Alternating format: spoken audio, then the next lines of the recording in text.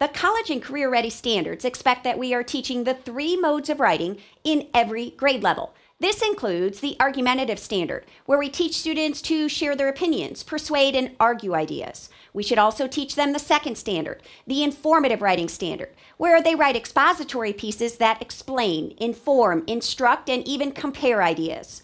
The third standard is where we should give them lots of experience writing entertaining stories to their audiences. It's easy to see how these 3 modes of writing would fit into the middle school or high school classroom, or even in the intermediate grade levels. But how do you teach students these 3 types of writing when they're drawing pictures, barely writing letters and words? Let me show you how these 3 standards fit within the primary grade levels. We are going to have to juggle the 3 modes of writing along with the developmental stages of our youngest writers. Those stages include pictorial writing or drawing, label writing, list writing, and then finally sentence and multiple sentence writing.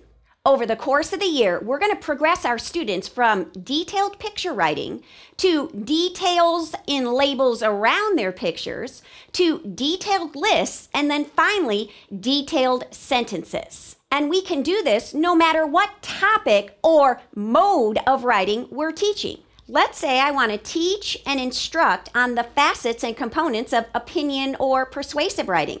Well, if we're just working on drawing still early in the year, I might have students draw their favorite toy. That's their opinion. What is their favorite toy? They include lots of details about why it's so wonderful. But if it's later in the year and my students already know some initial or even initial, medial, or end sounds, then they could draw that favorite toy, their opinion, and even add some letter or word labels. If we're well past the drawing and labeling stage and students are making lists, what if they make a list of favorite toys or a Christmas list of things they want? And of course, if we're able to write full sentences, now we could write 1, 2, or many sentences about our favorite toys and what we want for Christmas. Our students have lots of opinions, things they love and things they strongly dislike. It's easy to choose topics and have students draw, label, list, or write sentences about them. But what about the informative standard? This is when I would be thinking about my content area concepts. Maybe it's early in the year when I teach students about the life cycle of a plant and we're only drawing pictures. Well, today during writing time, I could have students draw detailed pictures of a plant and all its parts. If we're more advanced at this point in the year, then they could not only draw the detailed facets of a plant, but they could also label the leaves, the roots, the petals, and the stem. And if we're beyond just letter labeling, they could add whole words. So that could be P for petals, or they write petals. And if they're writing whole words, maybe we do list writing and they make a list of the parts of a plant, or they identify the steps in its life cycle. And of course, they can always write multiple sentences rather than any of these stages if they've already advanced beyond them. And if you're picking up on this process, it's easy to see how it fits with narrative writing topics as well.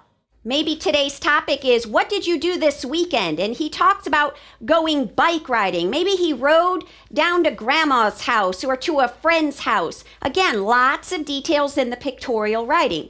Or if we're past just drawing, we could label B for bike or BK for bike or whole words. They could make a list of what they did this weekend, telling us from beginning to end. Or sentences, a simple story all about my weekend.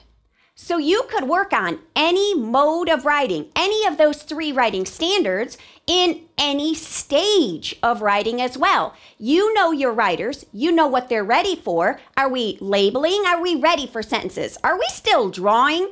Well, then it comes down to the topic that you assign or have kids write about. The topic has to lend itself to that purpose. Is it persuasive in opinion?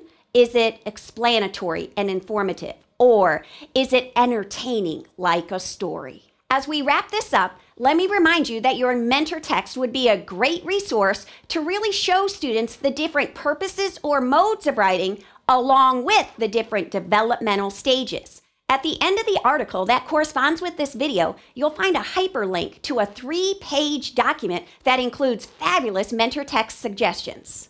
It includes picture books sorted by different genres: narrative, persuasive, letter writing, poetry. On the second page, it's all informative and expository text titles. But it's the third page that I think will be most helpful for our primary teachers. It's picture books sorted by the stages of writing. Picture books with mostly just illustrations, or illustrations that are labeled, and lots of embedded lists. Sometimes the lists are persuasive lists, sometimes they're informative lists, and sometimes they're more narrative or story-like lists. So you could show students the different modes or purposes for writing in the unique formats that our primary students utilize.